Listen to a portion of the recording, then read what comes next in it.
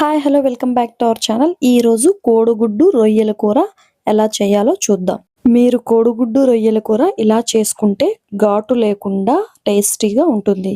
Rice లోకి gravy అనేది మరీ ఎక్కువ అవ్వకుండా అలా అని మరీ తక్కువ అవ్వకుండా పర్ఫెక్ట్ గా సరిపోతుంది. ఈ టేస్టీ కోడిగుడ్డు రొయ్యల కూర చూసే ముందు వీడియోని స్కిప్ చేయకుండా ఫుల్ గా చూడండి. ఇంకెందుకు ఆలస్యం, మొదలు పెట్టేద్దామా. ముందుగా ఒక బాణీ పెట్టుకుని 3 చిన్న గరిటెలు ఆయిల్ వేసుకోండి. ఆయిల్ అనేది లైట్ గా వేడైన తర్వాత 1/4 టేబుల్ స్పూన్ పసుపు వేసుకోండి. పసుపు వేసాక కొంచెం హీట్ అయిన తర్వాత గుడ్లకు ఘాట్లు పెట్టుకుని మీకు ఎన్ని గుడ్లు కావలిస్తే అన్ని వేసుకుని ఫ్రై చేసుకోండి.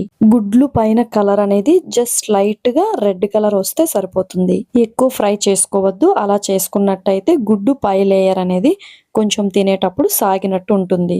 గుడ్లు ఫ్రై చేసుకోకపోయినా పర్వాలేదు, ఘాట్లు పెట్టుకుని కర్రీలో డైరెక్ట్ గా వేసుకోవచ్చు. చూసారా, కలర్ ఈ విధంగా చేంజ్ అయ్యాక పక్కకు తీసుకోండి. తరువాత ఒక 500 గ్రామ్స్ రొయ్యల్ని పైన కింద బ్లాక్ లేయర్ అనేది తీసుకుని మంచిగా వాష్ చేసుకుని అదే ఆయిల్లో వేసుకోండి. రొయ్యలు అనేవి మీకు కావాల్సినన్ని, మీకు ఎన్ని పడతాయో అన్ని తీసుకోండి. తర్వాత కలుపుకుంటూ ఫ్రై చేసుకోండి. రొయ్య అనేది మరీ దగ్గరికి అయిపోయినంత వరకు ఉంచకుండా కొంచెం పెద్దవిగా ఉండేటప్పుడే తీసేసుకోండి. తర్వాత అదే ఆయిల్లో 3 మీడియం సైజ్ ఆనియన్స్ ని చిన్న ముక్కలుగా కోసుకుని వేసుకోండి. ఆనియన్స్ ఫ్రై అయ్యాక అల్లం వెల్లుల్లి పేస్ట్ వేసుకుని కలుపుకోండి. అలాగే పచ్చిమిర్చి, అలాగే కరివేపాకును కూడా వేసుకోండి. తర్వాత 2 మీడియం సైజ్ టమాటోలను తీసుకుని ముక్కలుగా కట్ చేసుకుని వేసుకోండి.